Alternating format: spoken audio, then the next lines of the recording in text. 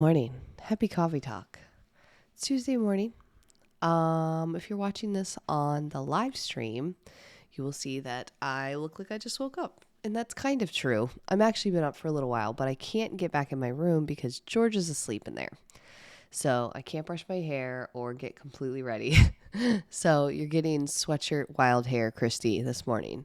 If you're listening on the audio, then you don't need to worry about it because I think my voice sounds probably a little better than yesterday. I still have a cold, but I got some really hardcore like Dayquil, NyQuil, and that seemed to help. Um, First off, I was going to start this like a minute or two ago, and my two crazy Mastiff mutts were outside chasing hummingbirds. That to me is absolutely unacceptable. I love hummingbirds and they're out there chasing them away. I do what I can to attract hummingbirds. I put out food for them. I like keep their apple tree nice and pretty so that they can come and sit in it because hummingbirds out in the Pacific Northwest, they don't just like fly in and fly out. That's an East Coast hummingbird thing. Pacific Northwest hummingbirds will actually sit. They will perch on a tree or a branch or a power line to hang out with you. I never, ever, ever saw that on the East Coast, by the way. That is a Pacific Northwest thing. My crazy ass puppies are chasing them away. It makes me so mad. So, anyways, coffee this morning is in this really awesome coffee mug. This is from I think it's called Mountain Ridge Pottery. Yep, Mountain Ridge Pottery. I got it at the farmer's market. And the coffee that I'm drinking is called Henry's Coffee, which I also got from the farmer's market. And it's delicious. Is it as strong as I would like? Honestly, no. It's very hard for me to find coffee that is like strong but not bitter. I like my coffee to almost like be thick and have like a deep, intense coffee taste, but I don't like, bitter coffee. Sometimes people get those confused. They're like, oh, well, that coffee's really strong, and it's actually just nasty. It's bitter. I just like my coffee to taste like coffee. But this coffee is good. I think most people would love it. And I like it. And I think that that's fair. I have to be honest, right? What's the point of sharing with you about my coffee if I'm just going to tell you that I love all of them? So I love most. I like some, and there are some that I don't like. And I probably won't tell you about that because there's just too much negativity already. If I'm actually going to try something and it's local, I probably won't even share it if it's not good. So you're going to get all positive shout outs or medium shout outs like today. So anyways, coffee talk message this morning. I was moving some plants around. So yesterday I had my husband Josh set up this shelf for me. I ordered 3 shelves and I had him combine them into one shelf. So it kind of makes an asymmetrical shape. So I had him hang it up on my wall in my office. And I'm not particularly talented at staging home things. Anything that actually looks good is because I copied it.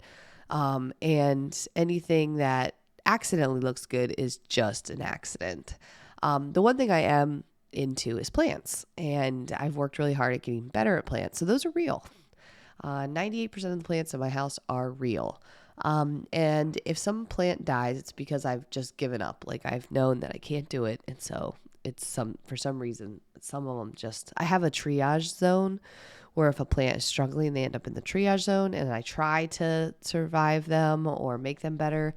If they just refuse to live, then I can't force you to live. Hashtag Coach Life. So I have a handful of plants. And this morning I spent some time for no reason at all, moving plants from container to container so I can find the one that I want to stick on my new shelf. And what happens when you do this, it's like playing musical chairs. Or that book, like, do you remember that children's book? It's like if you give a mouse a cookie, and it's the concept is that if you give a mouse a cookie, he's going to want some milk. So then you're going to have to go get some milk. And if you give a mouse a milk, he's going to want a cup to drink out of it. And if you give a mouse a cup, he's going to want to have it cleaned. And so you're going to have to wash it. So it's like this whole thing about how everything leads to another thing. And then it circles back around and gives the mouse a cookie. So or I think there's one that's like give a pig a pancake. Like there's some really good ones. They're pretty funny. I'm actually gonna get some for Georgia now that I think of it because those books are funny. She'll think they're the best. So that's what was happening to me this morning. If I took one plant out and put it in another thing, I need another thing to put that old thing in. And then if I take the old thing out and I move that around, then I'm going to need another container that's bigger to put this thing in. And so I ended up wanting to move one plant onto my shelf and found myself like 15 minutes deep, eyeballs deep in like plant pots. It's funny how we do that. We have like intention to do one little thing, and then that one little thing snowballs into numerous things. And then those numerous things feel like a lot of work.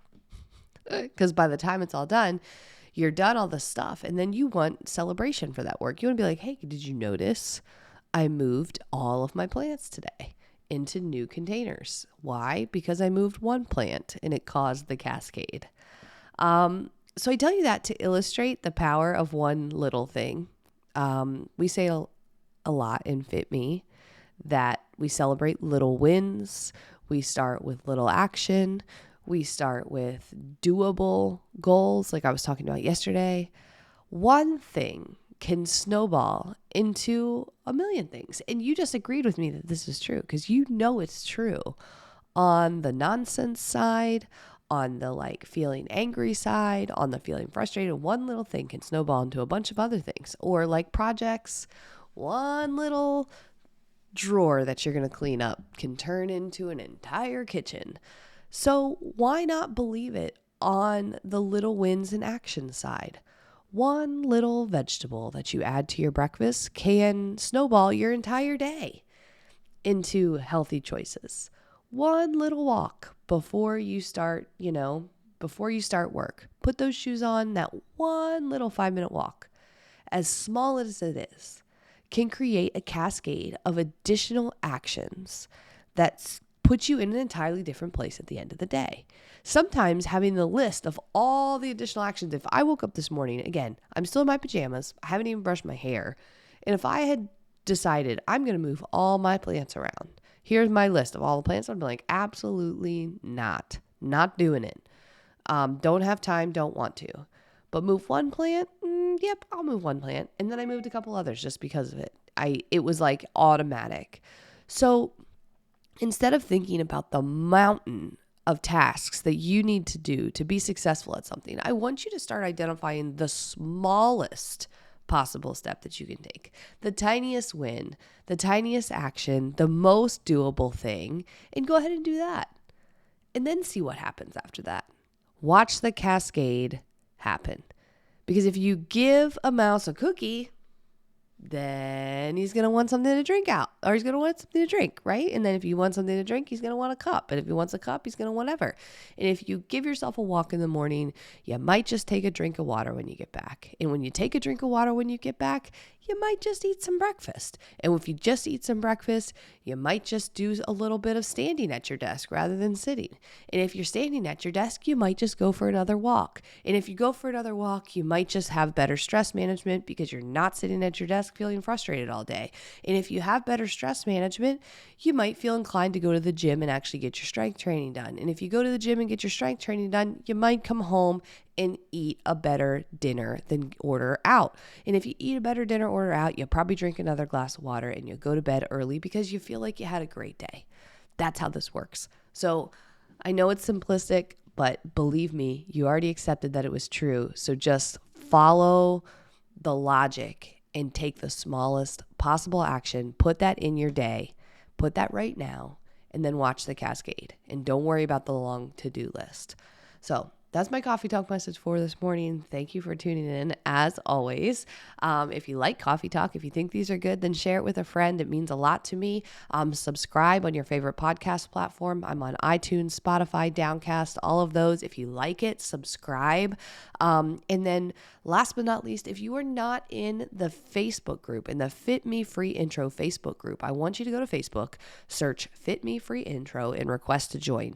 This is the one place you do want to be on Facebook because it's positive, it's real, it's honest, and what we're doing in there is we're showing you examples of how to do diet-free and sustainable habits that work in your real life. So you can create the change that you want in your body and you can feel really good in your skin and not have it be obsessively focused with the diet BS that hasn't worked for you.